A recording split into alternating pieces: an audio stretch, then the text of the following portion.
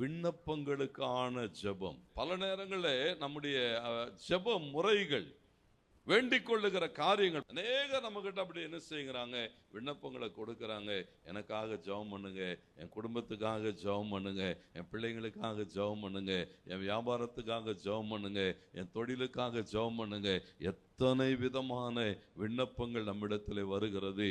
அந்த விண்ணப்பங்கள் எல்லாம் வருகிற போது விண்ணப்பம் தருகிறவர் யார் என்பது அல்ல, விண்ணப்பம் எப்படிப்பட்டது என்பதை பார்க்க பழகணும். விண்ணப்பம் தருகிறவர்கள் எப்படிப்பட்டவர்கள் சொன்னா, ஒருவேளை விரோதமாய் பேசியிருக்கலாம், ஒருவேளை விரோதமாய் எழும்பி இருக்கலாம், விரோதமான காரியங்களை நடப்பித்திருக்கலாம்.